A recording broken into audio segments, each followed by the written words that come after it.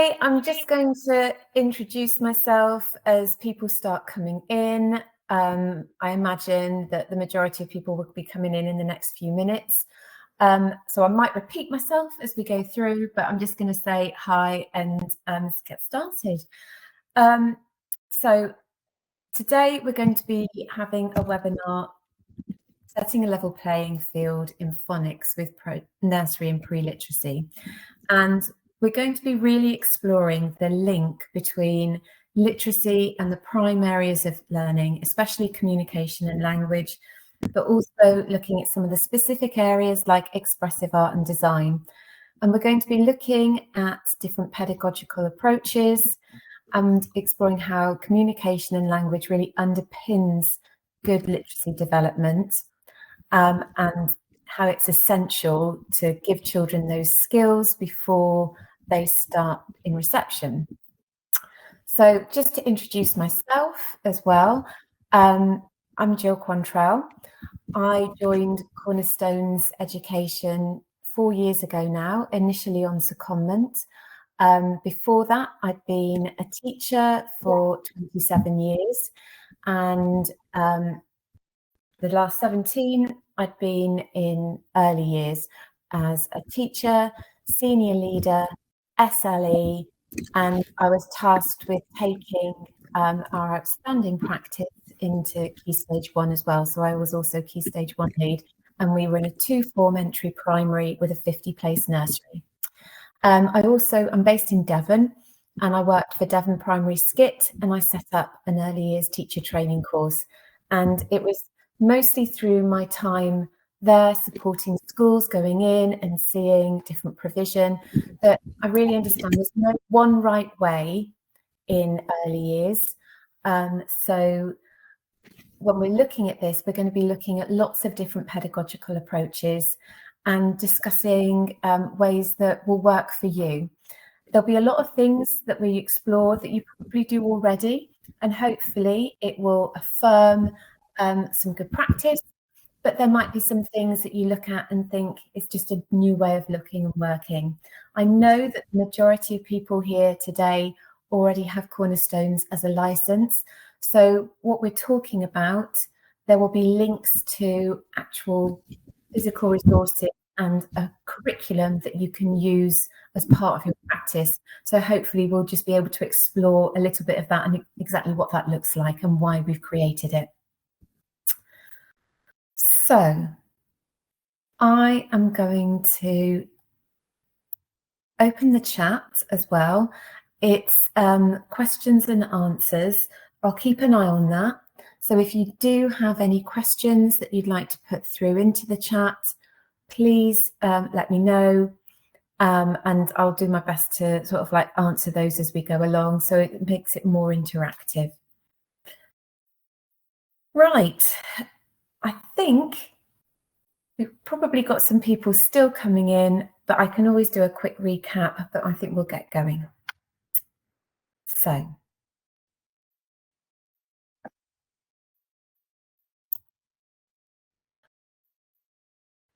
right. Okay, what we're going to be doing is we're going to be looking today at why developing children's pre-literacy skills is so important. And I think for me, knowing the schools that I've been working with, more and more children are coming into nursery and preschool with really big gaps in development. We know that reading starts from birth. And this is Marianne Wolf on this slide here. A lot of her research has been used to create the reading framework. And she talks about children learning to read on beloved laps.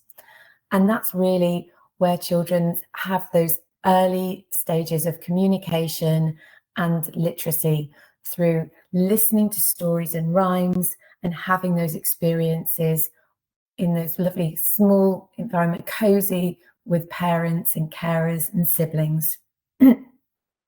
We also know why literacy is so important and learning to read. There are so many statistics that relate to that. We know that reading for pleasure is more likely to determine whether a child does well in school. than their social and economic background, and that it gives them a really broad and rich vocabulary and a better understanding of the world around them. So getting it right early on is essential. And we're not talking about the mechanics of reading, about learning phonics, for example, but we're talking about all of those valuable and essential pre-literacy skills that we need to build the building blocks to allow children to access that learning when they get into the reception year. And that's why I like this quote so much, realizing in a whiplash burst that those children that are yours for a year or possibly longer in preschool and nursery will never reach their full potential if they don't learn to read. And so it's a community job as a school about providing children with those experiences that are going to give them that ability to read. And that starts with us straight away in nursery and preschool. So reading and literacy is underpinned by communication and language. And I could talk for hours about developing children's communication. And I'd love to do another webinar on that. And for me, when we're thinking about communication, conversation is key.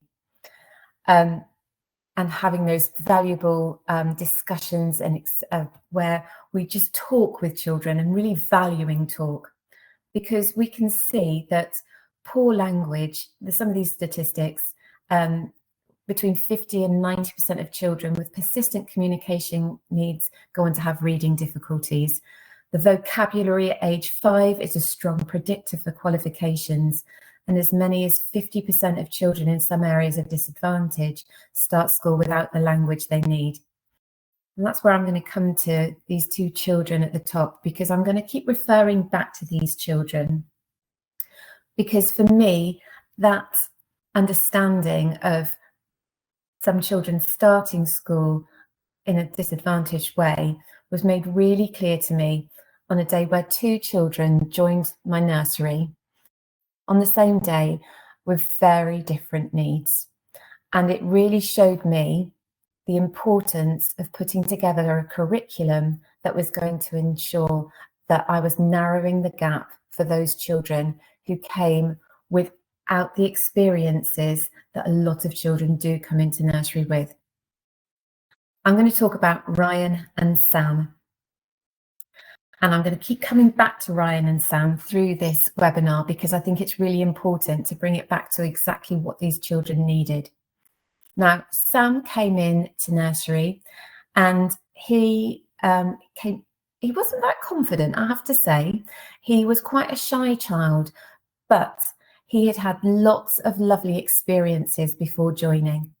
He was part of a very close-knit family. He had an older sister. Their parents spent a lot of time reading with Sam. He had loads of bedtime stories. He'd had nursery rhymes. They spent a lot of time sitting around together talking. So they didn't do a lot of television. There was a lot of chat and creative things going on at home. And Sam came with a really good level of vocabulary and loved listening to stories and joining in with all of those. He also had very good physical development, and he loved being outside. So he was learning to ride his bike. He liked being in the outside environment, running around, and just was a very generally happy child, well-rounded.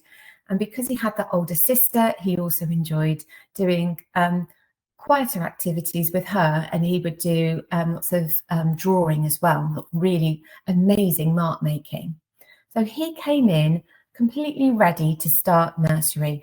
Now, he did need some support with his confidence and sort of like getting him to speak out a little bit, but generally he was ready. And then in came Ryan. Now, Ryan came into nursery in a pushchair with a dummy in his mouth.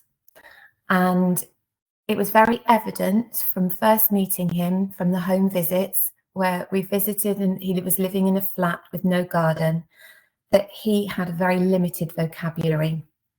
and also very limited experiences of being in the world around him. Most of his life had been spent in that flat. When he came to our outside area, he had no awareness of how to be physical within his environment. And he actually, when he came into the garden, launched himself down our nursery steps, and we had to catch him to keep him safe. He came in and he saw some children at a mark making activity. He ran over, he grabbed a pen, or he was pointing to it, that's it, and he was saying, spoon, spoon. He did not have the vocabulary for pen. And in that moment, I realized that I needed to ensure that Ryan was having those experiences that were going to really provide him with that pre-literacy skills and knowledge, so he could then access learning in reception, because those two children were going to join reception at exactly the same time, and they would be expected to start learning phonics at the same time. And without my support and a curriculum that was going to develop that, Ryan was not going to be ready. Now, I was lucky to teach Ryan in nursery and reception and going into year one as well. But it became so evident for me, and I'm going to keep coming back to Ryan and Sam as we go through this to really explore how we create those experiences for both children. So let's have a little look. When we're thinking about literacy and phonics and preschool, we know there is no expectation to see phonics being taught before reception, and I wholeheartedly agree with that, especially when you think about children maybe 2 years old or coming up to 3, sitting in a group, looking at flashcards of phonemes and learning phonemes. That's not what we want to see. We want to look at those developmental stages, don't we? And when we look at that non-statutory curriculum guidance from Development Matters and Birth to 5 Matters, we can see, yes, it's not about teaching phonics, but it is about developing phonological and phonemic awareness and doing that orally. And we want children to be able to spot and suggest rhymes, count and clap syllables, and start to hear initial sounds in words. So it's not phonics as in phonemes and learning and sort of doing that kind of the old phase 2 and above, but it is about developing children's ability to tune in and distinguish between sounds and listen and develop that communication and language and build those essential building blocks so that they can access phonics when they come into reception. And even if we think about before age 3 to 4, we are still talking about, so when I'm thinking about Ryan starting nursery, he wouldn't be ready for this. But if I go back a step, it's still talking about expecting children to tune into sounds, about learning songs and rhymes, about joining in with stories, about copying patterns and rhythms. And again, without having those experiences, we can't then build up to look at this. So I'm just going to ask a couple of questions now. So Drew, I know you're there ready to do the polls for us. The first one I'm going to talk about, oh, and hello, I've just realised that we've got a few more attendees, so welcome. Just to say, I'm Gill. I've got the question and chat open, so if you do have questions going through this, please let me know. But what we're going to do is we've got a first poll, and I want the answer to this might be all 3. And that's fine, but I want you to think about the one that you do most. So how do you currently support children develop their pre-literacy skills? Do you mainly do that through teacher-directed focused tasks with groups? Do you plan enhancements for your provision? Or do you focus more on in-the-moment planning? And I'm just going to have a look at how that poll's going. So I can see here that when we're looking, we have the majority of people. Oh, no, it's mixing. Got a few more coming in. So when we're looking here, if I can see that, it's looking mostly, it's split between teacher-directed focused tasks and planned enhancements, but the majority of people do that through teacher-directed focused tasks. So you're working with groups of children to develop those pre-literacy skills. So I've got another question for you now. And that is, what resources and planning do you use to support children with their pre-literacy development? And again, it might be a mixture, but if you go for the main one, please. So do you use a phonics scheme that's used by the rest of the school? Do you go back to the old phase 1, letters and sounds, or are you using your own planning from things like social media sites and just finding activities that you can use to support that? Just wait for those results to come in. It's looking like it's mostly phonics schemes, and I know that by talking to schools that I've been working with, that most phonics schemes have some resources for nursery, but it isn't necessarily a full plan, and often it's starting to develop things. There isn't a lot of resources, there might be some guidance, but it's not fully resourced. So it then finds it difficult to start thinking about the different resources that you can use. However, you might have a scheme that does that really well. But what we're going to do now is we're just going to explore those different elements of pre-literacy. And like I said at the beginning, a lot of the things that we're talking about, you might, it might just affirm the amazing practice that you've got going already. It might just provide some questions for you to think about, or just allow you to just ponder about the sorts of things that you're doing within your provision to support this. Because when we're looking at this, we're not going to say that there's a one right way for doing it, because there really isn't. There's never one right way in early years.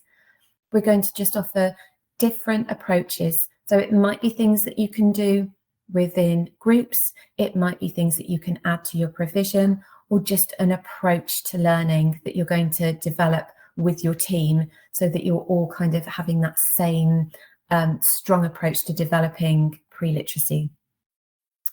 So when I'm thinking about pre-literacy, I kind of like to block it into areas and focus on the different things that children are doing. And for me, the first thing that comes to mind, because it's kind of about tuning in and listening to sounds, is thinking about the sounds all around us. So those environmental sounds that we can hear, and just providing children with the ability to tune in to different sounds that they hear and distinguish between sounds. Because if we're thinking about phonics for the future, how are we expecting children to suddenly start being able to distinguish between the different phonemes that they hear if they haven't had that ability to distinguish between the sounds that they hear around them all the time? Now, when I come back to Ryan coming in his buggy, he was listening to lots of different sounds. And remember, he was living in a flat and he wasn't going outside. He wasn't spending a lot of time in different environments. So there will be lots of new sounds that he was hearing. But was he, because he was just being pushed in a buggy, was he able to know what those sounds were? Was he even aware of those sounds, or did they become white noise around him that he was just listening to? Possibly, was he on a tablet looking at something completely different and zoned out from everything that was going on around him? So we're coming back to that knowledge of the children, which is so important, and then thinking about what they need to provide them with the ability to tune in and distinguish between different sounds. So first of all, it's about listening out for those sounds, isn't it? And now that could just be part of your daily practice. It doesn't have to be an activity as such. It could be a planned group activity, going out into the environment, having a learning walk. And it's amazing at this time of year with the different birds and the different bird songs that you can hear. Can you hear those? Which one do you like? Which one's the loudest? Can you hear the quiet sounds? if there's an aeroplane going overhead, we used to have, our nursery used to be near a railway, so we'd be able to see the trains going past and listen for those. We could also hear things on the road. It was very exciting when we saw an ambulance coming past, for example, or a fire engine, and listening for those sounds. So tuning in and having those experiences, whether that is just one-to-one as you're working with the children in groups and listening, planned activities to go out and find those sounds, or just games, or however you like to do it. It's so important to develop that ability to listen and tune in. And once we've done that, we can create those sound buttons with images to put around the classroom so that they're pressing those sounds. Which one was that? Can you remember? Let's have a visual that goes with it to put that there. So as well as doing listening to those sounds, we're developing vocabulary at the same time. There are amazing stories and books that we can use for this as well. I used to love Peace at Last with my children growing up and my children in nursery, joining in with that fun story. Oh, I can't stand this. And then all the sounds that Daddy Bear can hear, and recreating those, creating your own noisy stories around the nursery with the nursery teacher. Oh, what's that noise? Oh, I can't stand this. I can't work here, or whatever. Well, I work here, but whatever sort of like you can do to sort of like develop that and tuning into sounds around you. Adding nursery rhymes and tunes and songs into your environment. So when you've got that farmyard out, having these the nursery rhymes that go along with it. If you've got children who aren't communicating well, having the signs that go with the sound, like pig, etc., so that they are developed seeing a visual either with an image, a sign, and the sound to go alongside it. And games as well. Lots of musical instruments, listening for those different sounds. I know there used to be one in phase 1 letters and sounds where you'd have the cloth up and you'd have a musical instrument behind it. Can the children match it and find the same one? What does it sound like? Listening for loud sounds, soft sounds, making those sounds with your voice as well. Being aware of the sound of their voice, because that would be really useful, wouldn't it? Being able to make your voice quieter and louder when you need to.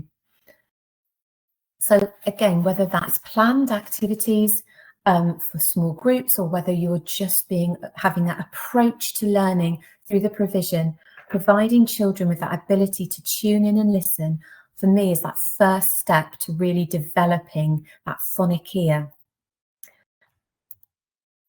Rhyme time. Now, it's difficult to know where to put this, isn't it? Because rhyme time, developing the ability to spot and suggest rhymes, that can go on forever, can't it? I know that I've had children before who I thought were going to get that really quickly, and it took them a long time to develop that ability to tune in and spot those rhymes. But providing those experiences and keeping on going with it is really important. So it's not just a case of putting it in and then stopping, or somebody asked me the other day, how many rhymes do you teach the children? Do you let them know one and then build in others? And I think personally, introducing them to as many as possible so that they're hearing those nursery rhymes. Going back to Ryan and Sam again, Sam came in with lots of lovely nursery rhymes that he'd learned. He'd had nursery rhyme books and he shared those. Nanny used to come into nursery as well and actually read with the children and do those songs with the children. So we could tell that that was part of his sort of like daily routine at home. But Ryan didn't have that. And it was so important for us to introduce him to as many of those traditional nursery rhymes and modern ones as well, so that he had that ability to join in and sing along with them. Now, for us, it was really important to provide visuals to go along with that. So whenever we sang a rhyme, we had pictures. So for example, you can see there a picture of Humpty or a picture of Mary Mary. And we provide resources that linked in with that, so that when the children were singing the rhymes, they could act it out as well. And then we created the little flashcards so that if, for example, Ryan wanted a specific rhyme, but he couldn't remember what it was called, he could go through and point to the one that he liked. And then we were able to go, it's Humpty Dumpty, that's the one. And then we'd sing it together. And again, we'd maybe have that in a small group where we passed it round and children got to choose their favourite. Or we'd do that one-to-one and we set up a rhyming area with all of these different resources and books as well. But we also then were able to send those things home with Ryan and talk to mum and say, these are the things that we've been doing at nursery. This is his favourite. He wants to sing it with you. And so we sent it home for them to learn together as well. Rhyming stories are always great fun, aren't they? And there's so many of them. And it's about kind of introducing that, stopping, getting the children, can they suggest a new rhyme when they're familiar with those stories? We've got all the lovely Julia Donaldson books that are rhyming. You've got some lovely ones, those Nick Shurat ones, fabulous stories. But some of our favourites were Don't Put Your Finger in the Jelly Nelly and Pants. They loved that one. But we'd make up our own silly rhymes to go alongside that. So we've had the children's names with the Don't Put Your Finger in the Jelly Nelly, and we'd be starting to think, well, what can we get to rhyme with your name? And seeing if we could make up funny rhymes to link in with that. So extending that beyond the story. And then as well as those stories and rhymes and sort of like really developing that as an area, we used to introduce games as well, because again, going back to Ryan and Sam had those opportunities to have those games and play those with his sister and sort of like develop that turn taking. And Ryan really hadn't. So by providing these games, it allowed him to sort of like start taking turns, and also just providing a couple of rhymes to sort of like, can you find, so maybe sort of like having like, you've got there bear, chair and hair. Oh, can you find me a picture that rhymes with bear? And sort of like just maybe giving him two options to see if he could provide that. And I think, again, giving those visual resources for children who maybe lack communication skills, but can still hear the rhyme, or are non-verbal, they still are able to join in with those activities and show their awareness of it, even if they can't speak it. And it also, those visual resources start introducing children to more and more vocabulary. So for EAL children or children with lacking in vocabulary, you're developing that all the time. And I think, but it's really important whenever we've got those images to make sure the children know what they are. Sometimes pictures can be a little bit obscure.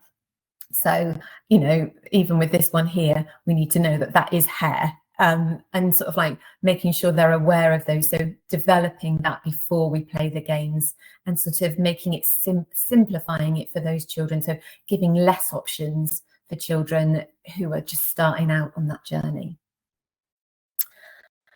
Right, let's have a look. Sound it out. So this is where we start really making that link with phonics, isn't it? Because we've got here starting to listen and suggest sounds with the same initial sound. We might start to be clapping and tapping syllables and then leading that on to oral blending and segmenting.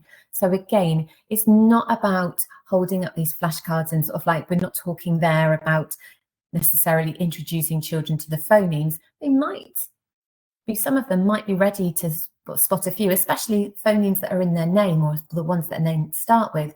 But this is more about tuning in and developing that phonic ear again, so that when they come into reception, they've got those skills and they've got that, they're prepared for that.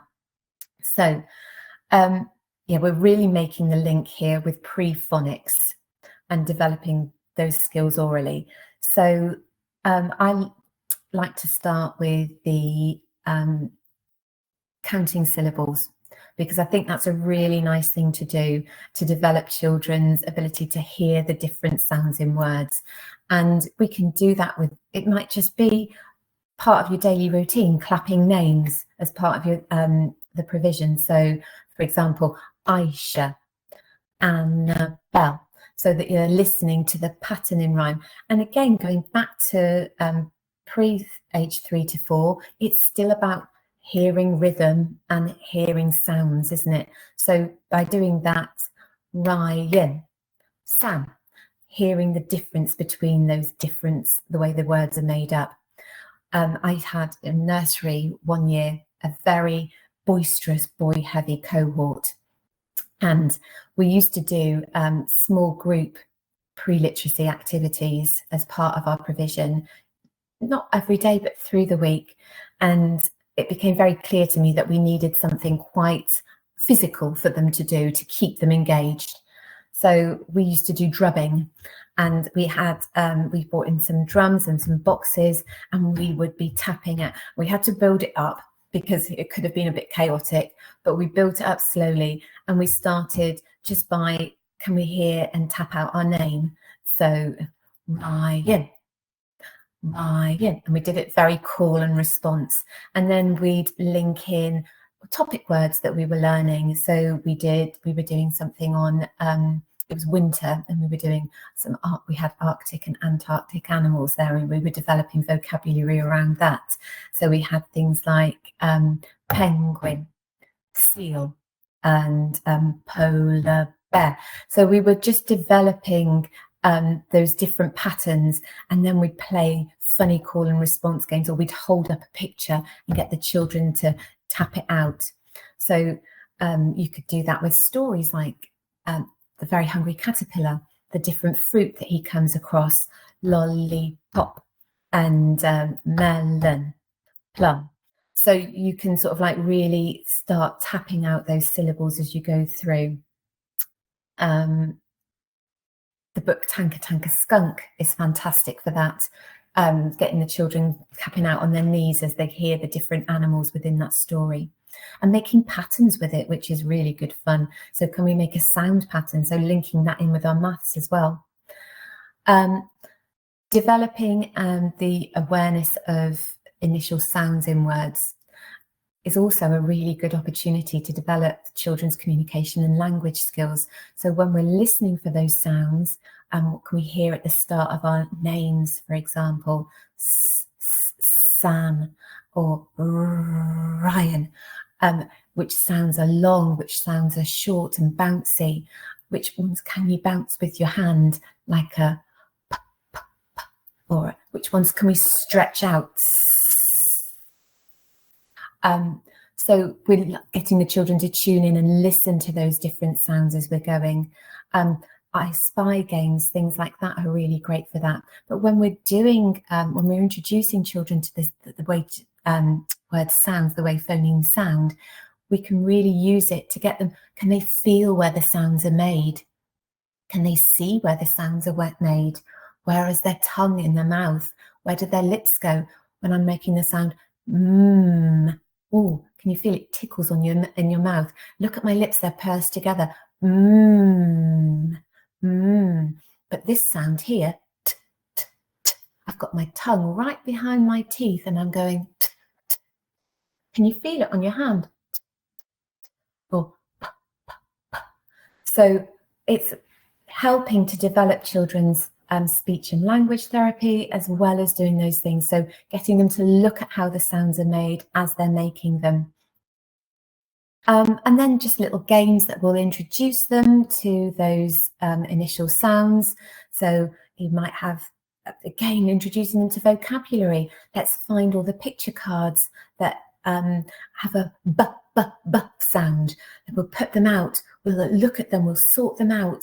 How many other words can you think? Now we're going to pass a ball around. Every time you have the ball, you can bounce the ball and say a b word, or pass a balloon and bounce the balloon to each other. We could have alphabet stories and books that introduce them. We just have to be careful that when we're saying all of those sounds, we're in line with our phonics program. And then also more picture cards with things with the same sound, making shopping lists with food. Can you find all the food that starts with a k, k, k? Giving children options, again, narrowing it down for children who are finding that difficult. And once children have developed that ability to listen to different, to clap and tap the syllables to hear initial sounds. We can then move on to oral blending and segmenting. And again, part of our provision, whether it's small group activities, whether it's just part of our daily routines, whether we're doing it when we're working one-to-one, let's go and get our oat, coat, oat, coat. And again, ensuring that when we're talking with children, that all of the adults in our provision are really clear with what our phonics scheme is like, so that we're making sure that we're not over-pronouncing words and that we're giving them the exact skills that they need. But lots of images, whichever way we're doing it, to really develop that. I'm going to now look at, those are the main things with pre-literacy. That link in with that phonics, but we know that literacy is more than phonics. There's lots of things that also are available that we need to support. For example, pre-handwriting. So if we look at this here, we're looking at that link between physical development and literacy. And what I love about Development Matters, and early years teachers are amazing at this, is we've got a really good pedagogical knowledge of what children need before they write, because we know that this is really hard to do. And we need to develop all of these muscle movements around our body before we can hold writing implements. And here, I love the fact that it talks about large muscle movements, waving flags and streamers, mark making, before we come on to sort of like looking more at that fine motor with holding pencils and things. So again, going back to Ryan and Sam, Sam loved mark making. He was always mark making. It was one of the things he really enjoyed doing. Whereas Ryan, like I said, he didn't even know what a pen was, or he didn't have the word for pen when he came in. So I needed to make sure that I was providing them with those different skill levels that they needed, and ensuring that they were developing those upper body movements and those gross motor skills to enable them to develop their fine motor skills. And we do this so well, don't we, in nursery? We don't have chairs necessarily around the Play-Doh table, so children can push down. We have things like Dough Disco and Dough Gym that we bring in as part of our provision. We might do things like Write Dance to develop children's body, the movements before, so that they're doing that movement before writing. And we also understand that link between physical development and communication and language, because we need to develop children's positional language and that ability to understand positional language so that they can make the marks in the different ways. If we're going up and down, or across, or around, or over and under, so that when they come on to do this in handwriting, they've got that vocabulary to develop that. So, and I love the fact that with this, it talks about doing things big before we go small. So again, it's about knowing our children and exploring how we can develop an environment that makes mark making positive and fun. And it's going back to Reggio and seeing the environment as the third teacher. What do our children need? Ryan didn't want to be inside. He wanted to be outside all the time. Did that mean that he was going to miss out on those lovely mark making activities? Or could we put them into the environment outside in a more appropriate way for him? Because he wasn't ready for small mark making. He needed it big. So by providing paintbrushes with water so he could mark make everywhere he wanted to, putting paper along the walls and chalks, so he was doing vertical mark making and really developing these muscle movements. As well as this, it was about flooding the area with lots of resources for him to develop that, mirroring it inside, but having that outside as well. And we did loads of things, but I did some Write Dance training, which was fabulous, but we kind of developed our own version of that, where we would ensure that children were really developing the different muscle movements. So we'd have focus group activities daily, where we would look at developing, like moving our shoulders here, and we do it to music, sometimes modern, sometimes classical, depending on what we wanted, but we would get the children holding the different parts of their bodies. Can they feel it? Moving their elbows, developing that onto moving their wrists, getting their fingers talking, pushing and pressing, so that they were building that strength and just building those into daily routines. And just, again, knowing our children, thinking about what gaps they had and providing an environment that supported that and a curriculum that supported that, either with focus group, identifying children that needed support, or creating an environment that enabled children to succeed in those different areas. So we've looked at those different strands. The other one that is really important is obviously stories, and just developing children's love of stories and that comprehension through stories. Again, going back to that very beginning, learning begins on beloved laps, just making sure that we've got stories all around us and it's just part of our day, and really picking out quality stories that can support that. So if we're thinking about this with Cornerstones, because you're all Cornerstone schools who are here today, we do have that pre-literacy programme that can support with this. And if you want more information, please get in touch about how you can use this. But our pre-literacy programme is now designed into terms, and it will cover each of those strands. It will look at rhyme time, sounds all around, sound it out, and make a mark. So you'll be able to pick the activities that best suit you. There will always be suggested stories and suggested rhymes. It will be fully resourced for you, but there will also be activities that you can use with small groups. There's also ideas to put into the provision, and also advice on supporting children like Ryan who need to narrow that gap and really have more focus with that learning. It's all resourced for you, and you can pick the activities that best suit. And because it's in terms, you might have children who you want to go back to the autumn term to really sort of like develop those earlier skills. So you can really sort of like build that curriculum in as you go through. But alongside that, you've also, with all of our projects, got those beautiful stories and the story packs that can be used to develop children's comprehension at the same time. So you've kind of got that all-round package that is going to really support children and give them that level playing field, so that when they leave nursery, they might not be ready for phonics, but we can have those conversations with our reception teacher to say all of those amazing things that we've done to narrow that gap. And then actually maybe the reception teachers dipping into this to keep that gap narrowing before the children are ready to go on to phonics. I hope that's been helpful. As I say, it probably has gone through a lot of things that you already do and that you already know. I know that the pedagogical knowledge for EYFS teachers is fantastic. It's either going to be affirm the things that you already do, or maybe just give you a different insight into ways that you can do things.